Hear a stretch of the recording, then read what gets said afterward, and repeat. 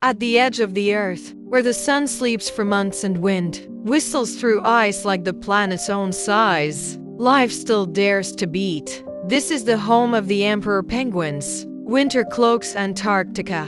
Beneath the leaden sky, hundreds of male penguins huddle tightly on the ice. No nests, no straw, just patience. Each one cradles an egg atop its feet, covered gently by its belly, keeping the fragile spark of life from freezing. Among them is Nico, a slightly smaller penguin, his eyes always tinged with worry. But today, the egg beneath his feet trembles, then comes a faint tapping sound. A tiny beak breaks through the shell, and in the breath of the icy wind, a life begins red, shivering, eyes barely open, yet already trying to look up. Nico names the chick Kai for that night. Under a sky glowing silver, the baby seems like the first moon of their shared journey. The early days are harsh. The wind howls endlessly, snow buries them in waves. But Nico doesn't move.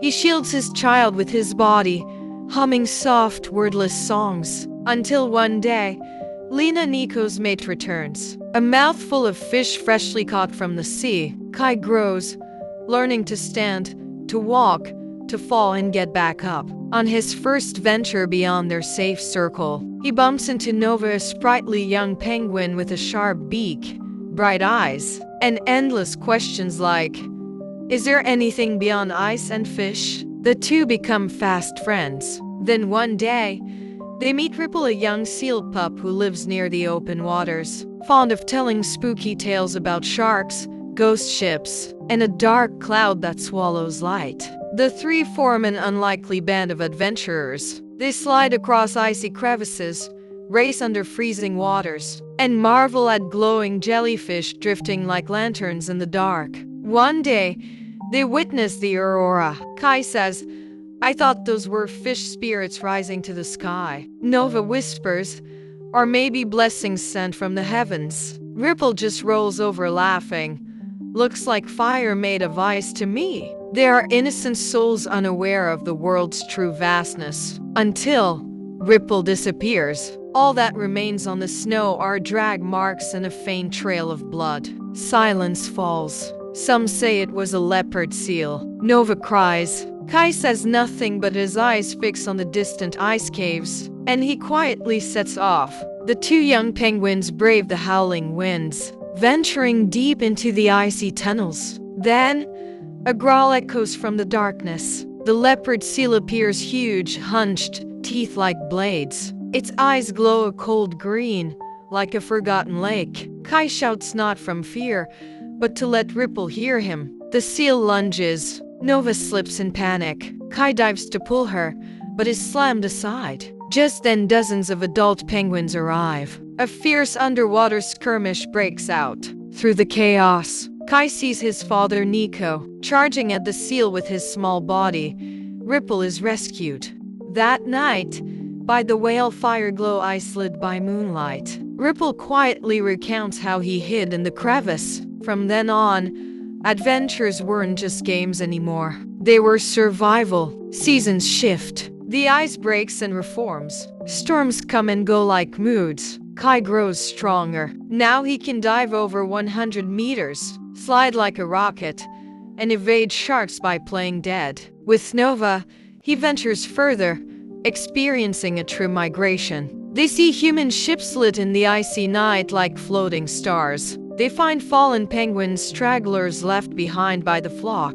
Once, Nova gets lost, and Kai calls until he's hoarse. When they reunite, they embrace as if no distance ever stood between them. They meet wandering albatrosses and hear ancient songs carried by wind. Nova learns to read the patterns of the ice cracks. Kai begins to feel something larger than instinct, a sense of calling, like his flippers are drawn by purpose. One night, adrift on a lonely ice floe, they watch the aurora dance. "If we don't return tomorrow, who will tell our story?" Nova asks. "If no one tells it, then we'll begin a new one," Kai replies. And that new story continues the cycle. They discover a hidden cove warmed by volcanic currents, a rare sanctuary in the ice. Inside it lives an elder penguin named Moloch, scarred by time, voice soft but commanding. He speaks of migrations long past, of once forgotten feeding grounds, of strange things seen in warming waters.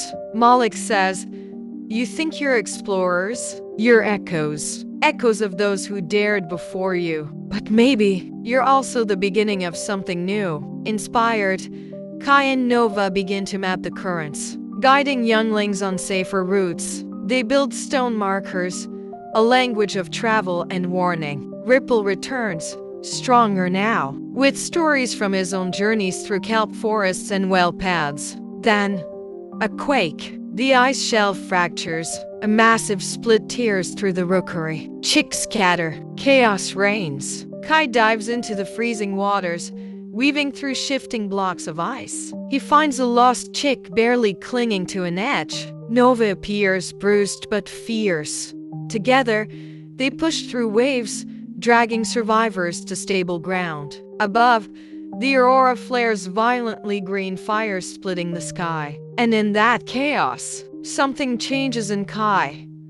No longer the chick hiding beneath a belly. Now, he is a guide, a guardian. Years later, in a circle of father penguins, Kai, now a full-grown adult, stands. Beside him is Nova, his life partner. Beneath their feet, a tiny egg begins to shake. The wind still howls. The snow still falls. But he no longer trembles. A voice narrates gently, as if from the very earth. Life isn't always grand. Sometimes it's just a small egg on the ice. But when warmed by love and courage, it becomes something miraculous. Just as Kai became a light even through the longest night. A tiny gleam flares across the icy sky, moonlight, and a newborn cry from the hatching egg. And so begins another journey. Not a repeat, but a rhyme. Because every penguin carries a story, waiting to unfold beneath the stars. As Kai raises his own chick, he remembers the time when he was barely able to stand. Now, he teaches his child how to balance on the ice, how to dive with grace, how to listen to the wind for danger. One day, while fishing, Kai and Nova witness something strange in the water, a strange glint. Not ice, not fish, a plastic bottle. Soon, more debris appears. Nets, wrappers, shadows of something alien. Nova frowns. The ocean's changing. They swim further and encounter a pod of whales trapped in drifting fishing lines. Kai, Ripple, and others work tirelessly to cut them free. It's dangerous, and some come back with cuts and bruises, but they succeed. Back on shore, Moloch gathers the colony. The world isn't just shifting under our feet. It's shifting around us. He proposes a new tradition, to pass knowledge not just through instinct, but through learning and storytelling. A penguin school is born. Younglings gather, wide-eyed, as Kai and Nova recount adventures, draw current maps in the snow, teach songs that signal danger and safety. Their stories become songs.